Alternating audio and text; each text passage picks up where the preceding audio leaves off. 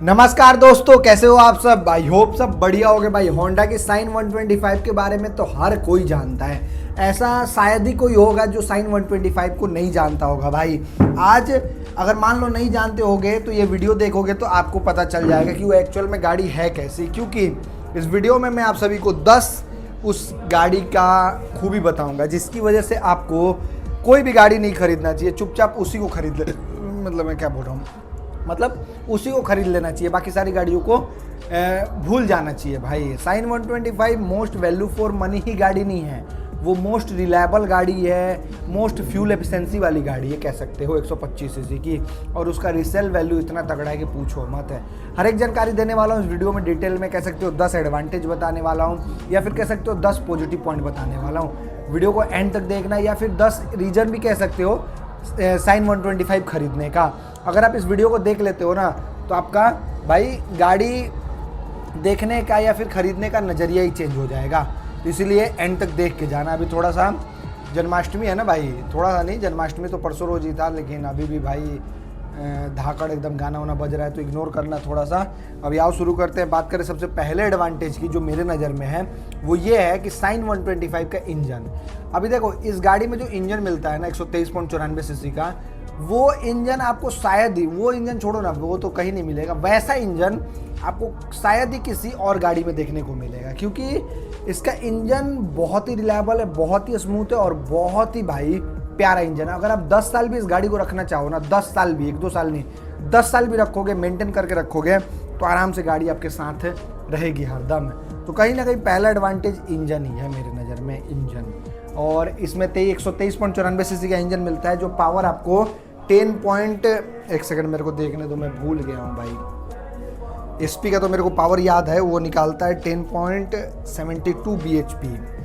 और साइन थोड़ा सा कम पावर निकालता है भाई, क्योंकि ये थोड़ा सा इन्होंने ट्यूनिंग वगैरह कर रखा है ना, तो इसीलिए अपन कुछ कह नहीं सकते। मेरे को 1 सेकंड देख लेने दो, मैं एग्जैक्ट इन्फॉर्मेशन आपको दे देता हूँ, क्योंकि भाई गलत इन्फॉर्मेशन दूंगा तो भाई मज़ा नहीं आएगा ना। खुल जा भाई, नेट भी पता नहीं आ रहा है स्लो क्यों चल रहा है। हो जा भाई, हो जाए। Shine shine shine shine shine 125, इसमें आपको जो इंजन मिलता है ना भाई 123.94 सीसी का है, 10.59 bhp का पावर और 11 Nm का टॉर्क निकाल के देता है। मतलब गाड़ी का इनिशियल, मिड और टॉप एंड बहुत ही शानदार है भाई। और चलो इनिशियल, मिड और टॉप एंड से मतलब नहीं है, अपने को रिलायबिलिटी तो मिल रहा है ना भाई, और गाड़ी में मेन इंजन ही होता है। गाड़ी स्टार्ट नहीं होगा तो आप चलाओगे क्या।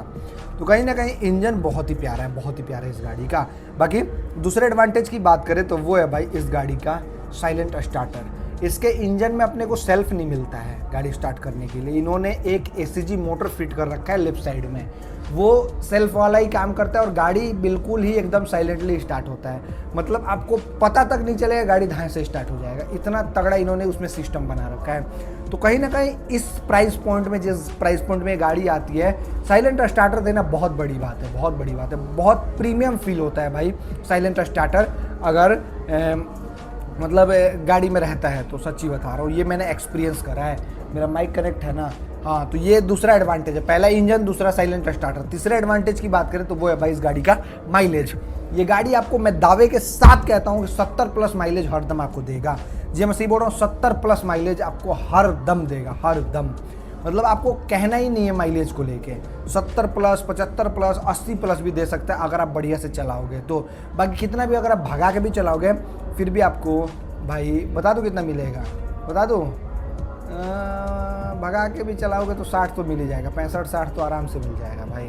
तो कहीं ना कहीं भाई माइलेज जो दे रखा है ना इस गाड़ी, मतलब जो माइलेज मिलता है ना वो बहुत ही प्यारा है, बहुत प्यारा है। तो ये भी एक एडवांटेज है मेरे नज़र में, बहुत बढ़िया है, बहुत बढ़िया है। बाकी बात करें आपका चौथे एडवांटेज की तो वो है भाई इस गाड़ी का लुक्स और डिज़ाइन। इस गाड़ी का लुक और डिज़ाइन बहुत किलर है भाई, मतलब किलर तो छोड़ो, उतना अट्रैक्टिव तो नहीं लगती है, लेकिन अब बहुत प्यारी है भाई। हर किसी को इजीली पसंद आ जाता है, चाहे आप आज के यूथ की बात करो, चाहे पेरेंट्स टाइप के लोगों की बात करो। ये गाड़ी ऐसी नहीं आउटडेटेड सी लगती है, सब किसी के, मतलब हर किसी को पसंद आ जाता है, हर किसी को। तो ये भी एक एडवांटेज है मेरे नज़र में इस गाड़ी में। मतलब लुक और डिज़ाइन बढ़िया देना बहुत बड़ी बात है, क्योंकि भाई हर कंपनी वाले डिज़ाइन अच्छा नहीं बना पाते हैं, और इस गाड़ी का डिज़ाइन हर इंडियन को पसंद आता है भाई, हर इंडियन को। हालांकि अदर कंट्री में गाड़ी जाती है कि नहीं जाती उसके बारे में मेरे को आइडिया नहीं है, लेकिन मेरे को तो बहुत प्यारी लगती है गाड़ी, प्यार है भाई, प्यार है यार, मतलब मस्त लगती है भाई, मेरे को मस्त लगती है। तो चौथा एडवांटेज ये लुक और डिज़ाइन। पांचवें एडवांटेज की बात करें तो वो है भाई, इसमें आपको अब इंजन किल स्विच देते थे, अब तो बेच के खा गए, auto start and stop system दे रहे हैं भाई। तो कहीं ना कहीं वो भी प्रैक्टिकल बहुत लोग को लग रहा है, मेरे को तो प्रैक्टिकल नहीं लगता, लेकिन हाँ बहुत लोगों को प्रैक्टिकल लग रहा है कि अपने आप गाड़ी बंद हो जाती है। तो ये चीज़ आप अपने अकॉर्डिंग देख लेना, मैंने यहाँ पे पॉइंट लिख दिया क्योंकि वो कंपनी ने दे रखा है इसीलिए। बाकी छठे एडवांटेज की बात करें तो वो है भाई इसका मेंटेनेंस। जैसे बोलो मेंटेनेंस, इसमें आपको मेंटेनेंस बहुत बढ़िया मिलता है, कह सकते हो जैसे 500-600 में आपका आराम से सर्विस हो जाएगा, आपको ज़्यादा पैसा खर्च करना ही नहीं है भाई। तो कहीं ना कहीं ये भी एक एडवांटेज है मेरी नज़र में, मतलब मेंटेनेंस बहुत प्यारा है। और इस गाड़ी का आफ्टर से सर्विस वगैरह भी बहुत ही बढ़िया, हर पार्ट आपका आराम से तुरंत मिल जाता है, कोई दिक्कत वाली बात नहीं है। देखो गाड़ी खरीदना कोई बड़ी बात नहीं है, मेंटेन करना बहुत बड़ी बात है। तो 500-600 रुपये आपको 3 महीने 4 महीने में लगाना है सर्विस के लिए, तो क्या दिक्कत है भाई, आप ही देख सोच के देखो ना। हालांकि इसमें बढ़िया वाला इंजन ऑयल डालोगे तो ज़्यादा दिन तक गाड़ी चलेगा, मैं रिकमेंड कर रहा हूँ। हालांकि नॉर्मली अगर आप सर्विस कराते हो सर्विस सेंटर से तो 500-600 रुपये आपका खुद से खुद जाएगा, क्योंकि 300-400 का मोबिल आता है, उससे ज़्यादा कॉस्ट नहीं आएगा। तो ये चीज़ है, ये चीज़ अपने अकॉर्डिंग देख लेना। मेंटेनेंस भी मेरे हिसाब से तो बहुत प्यारा है बाकी सारे गाड़ियों के मुकाबले, ग्लैमर, फ्लेमर, सुपर स्प्लेंडर, रेडर फेडर के मुकाबले। बाकी सातवें एडवांटेज की बात करें तो वो है भाई इस गाड़ी का रिसेल वैल्यू। ये गाड़ी महीने का नहीं बिलीव करोगे 1 से 1.5 लाख यूनिट आराम से बिक जाती है। तो आप इसी से आइडिया लगा लो, जब गाड़ी 1 से 1.5 लाख यूनिट बिक रही है तो इसका भाई डिमांड कितना होगा। तो डिमांड ऐसा है भाई कि आज आप मान लो खरीदते हो और 2 साल बाद बेचोगे तो आपको आराम से ये गाड़ी बहुत प्यारा रिसेल दे के जाएगी, बहुत प्यारा रिसेल दे के जाएगी, सच्ची बता रहा हूँ, बहुत प्यारा, मतलब क्या ही मैं बताऊँ, बहुत प्यारा आपको रिसेल मिलेगा। जैसे 1 लाख रुपए का खरीद रहे हो अभी के रेट में टॉप एंड वेरिएंट, 1 लाख का नहीं आएगा, कम ही का आता है, तो 60,000 50,000 आपको दे के जाएगी 2-3 साल बाद भी, अगर आप मेंटेन करके रखोगे तो। ऐसा है इसका रिसेल वैल्यू, स्प्लेंडर का रिसेल वैल्यू और इसका रिसेल वैल्यू सेम है भाई। बाकी 8वें एडवांटेज की बात करें तो वो है भाई इस गाड़ी के इंडिकेटर। आपने गाड़ी तो बहुत देखा होगा लेकिन सब में इंडिकेटर आपको बढ़िया नहीं मिलता, लेकिन इस गाड़ी में जो इंडिकेटर मिलता है वो फ्लेक्सिबल मिलता है और अट्रैक्टिव भी लगता है और गाड़ी पे जचता भी है भाई। तो ये भी मेरे को बहुत प्यारा लगता है, कभी इसका इंडिकेटर टूटेगा नहीं, कितना भी साल हो जाए कभी नहीं टूटेगा। एसपी का इंडिकेटर तुरंत टूट जाता है, तो मेरे को मजा सा नहीं आता भाई। तो ये भी एक एडवांटेज है। बाकी 9वें एडवांटेज की बात करें तो वो है भाई इस गाड़ी का टॉप स्पीड। ग्लैमर फ्लेमर जो है ना, जो इसी गाड़ी से बीट करती है, और सुपर स्प्लेंडर वगैरह, उनसे भाई इसका टॉप स्पीड बहुत प्यारा है, बहुत प्यारा। मतलब ये 115-117 तक आराम से चली जाती है, भगाने वाला बस बंदा होना चाहिए, 20 भी टच हो जाएगी अगर आप अच्छे से इस गाड़ी को भगाते हो तो। हालांकि भगाना बेवकूफ़ी है भाई, क्योंकि 90 सेक्शन का ही टायर है और हल्की गाड़ी, उतना भगाना बेवकूफ़ी है, लेकिन भगाते हो, टॉप स्पीड एक दे रखा है तो एडवांटेज तो मैं लूँगा ना भाई। तो ये भी है कि भाई मेरे नज़र में है, मानो चाहे ना मानो। बाकी 10वें एडवांटेज की बात करें तो वो है भाई इस गाड़ी का टर्निंग रेडियस। भाई इस गाड़ी को आप कम से कम एरिया में घुमा सकते हो। जैसे बहुत सारी गाड़ियाँ होती हैं जो मस्कुलर होती हैं, उनको घुमाने में बड़ा दिक्कत होता है, लेकिन यहाँ पे आपको टर्निंग रेडियस के मामले में दिक्कत नहीं होने वाला है। टर्निंग रेडियस इसका बहुत बढ़िया है, कितना भी आप छोटे से गली मोहल्ले में रहते हो फिर भी आपको दिक्कत नहीं होगा, आप मज़े में अपनी गाड़ी को घुमा फिरा के इधर उधर करके आराम से, कोई दिक्कत वाली बात नहीं, आराम से टर्न कर सकते हो। तो ये भी चीज़ देखना चाहिए भाई। गाड़ी खरीदना कोई बड़ी बात नहीं है, गाड़ी आप कैसे वो करते हो वो बड़ी बात है, मतलब आप पे वो सूट कर रहा है कि नहीं कर रहा है। जैसे आपने देखा होगा कि बहुत सारा कमी होता है गाड़ी में, मतलब कोई खरीद तो लेता है लेकिन किसी के घर में नहीं घुसता, किसी गली मोहल्ले में नहीं घुसता, घूमता नहीं है, ये होता है वो होता है। तो ये सब चीज़ आपको देख लेना चाहिए, देन उसके बाद आपको आगे बढ़ना चाहिए, समझ रहे हो ना। तो ये हर मामले में परफेक्ट है भाई, हर मामले में। तो 10 एडवांटेज मैंने बता दिया। पहला था इंजन, दूसरा था साइलेंट स्टार्टर, तीसरा था माइलेज, चौथा था लुक्स और डिज़ाइन, पाँचवा था इंजन, छठा था मेंटेनेंस, सातवां था रिसेल वैल्यू, आठवां था आपका इंडिकेटर, नौवां था टॉप स्पीड, 10वां था टर्निंग रेडियस और 11वां तो बताया ही नहीं हो।